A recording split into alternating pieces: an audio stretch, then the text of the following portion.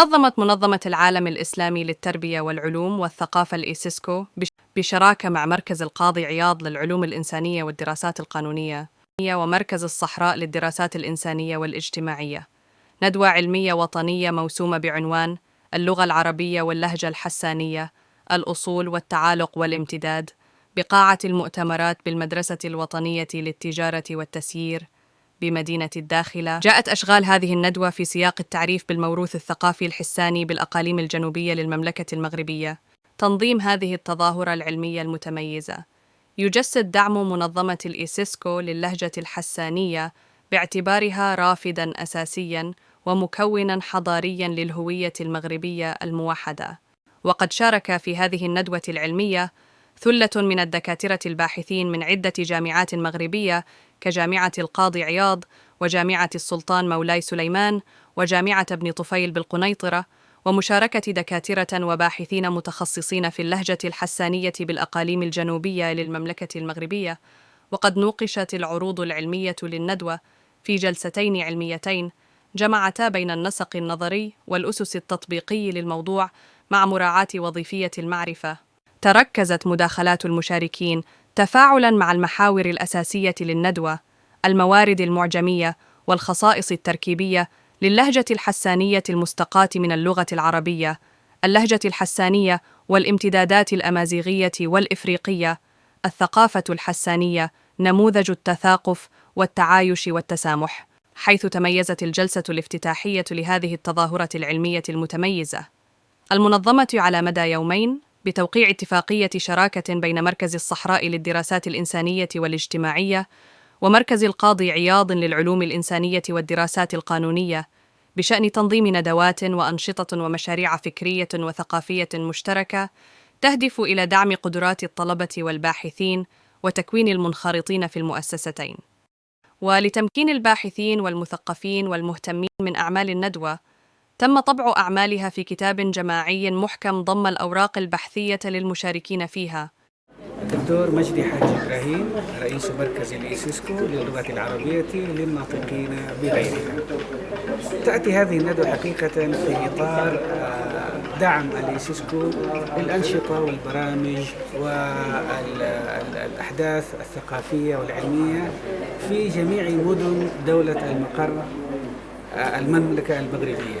فالإيسيسكو عقدت حقيقة مجموعة من البرامج والأنشطة في عديد من الدول الداخلة، أيضا من الدول التي تهتم الإيسيسكو بإبراز أهميتها، أن الإيسيسكو تريد أن تؤكد على سيادة المملكة المغربية. أيضا عندما نتحدث عن اللهجة الحسانية فنحن نتحدث عن موروث ثقافي عريق، عن الثقافة اللامادية، إذ تمثل اللغة أو اللهجة الحسانية حقيقة إرثاً تاريخياً للمملكة المغربية، وهي نموذج حقيقة للغة السلمية التي تعيش بسلام مع اللهجات واللغات سواء في المغرب أو الدول المجاورة.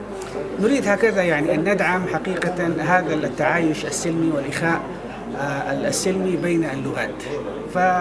إبراز حقيقة ما للهجة الحسانية واللغة الحسانية من مقومات للتعايش السلمي، وكيف أنها استفادت وتفيد اللهجات القريبة التي تعيش في محيطها.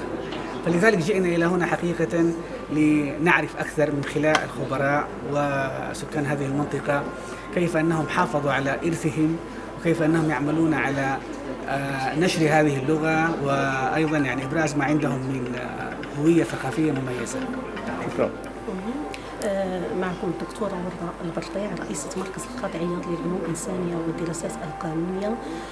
جئنا إلى هذه المدينة الجميلة ونحن جملة من الأساتذة والباحثين والدكاترة من أجل مشاركتي في الندوة الوطنية الموسومة باللغة العربية، اللغة العربية واللهجة الحسانية، الأصول والتعالق والامتداد، يعني من أجل مناقشة هذا الموضوع. ويدخل موضوع هذه الندوة في إطار العناية السامية لصاحب الجلالة الملك محمد السادس نصر الله وأيده بالثقافة الحسانية بصفة عامة، خاصة وأن دستور 2011 قد نص على العناية بالثقافة الحسانية والتي يعني تعني لنا موروثا ثقافيا مهما يجب الاهتمام به.